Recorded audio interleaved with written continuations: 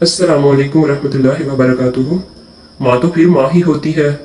एक औरत अपने 3 माह का बच्चा डॉक्टर को दिखाने आई कि डॉक्टर साहब, मेरे बच्चे के कान में दर्द है।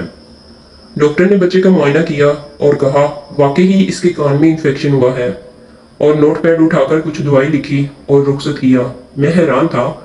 औरत जाने लगी तो मैंने आवाज देकर उन्हें रोक लिया। वो रुक कर पीछे देखने लगी जैसे कुछ भूल गई हो। मैंने कहा, बहन जी, आपका बच्चा 3 माह और 7 दिन का है, जो बोल भी नहीं सकता, तो आपको कैसे पता चला कि इसके कान में तकलीफ है?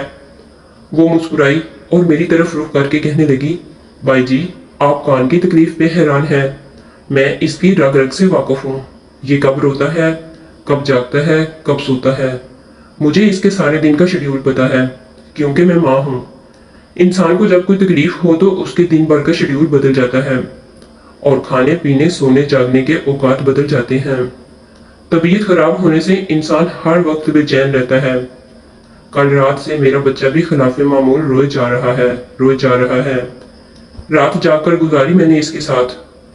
सुबह को मैंने गौर किया तो बच्चा जब रो रहा था तो साथ ही अपना नन्हा हाथ अपनी नन्ही सी कान की तरफ ले जा रहा था। मैं बच्चे को इसके बाप के पास ले गई कि इसके कान में दर्द है। वो मुझे सवालिया नजरों से देखने लगे कि मुझे कैसे पता चला। उसने बच्चे के कान पे हाथ रखा तो बच्चा और जोर से रोने लगा, और मैं भी बच्चे की तकलीफ देख के रोने लगी। अपने बच्चे की तकलीफ बर्दाश्त नहीं कर सकी, क्योंकि मैं माँ हूँ।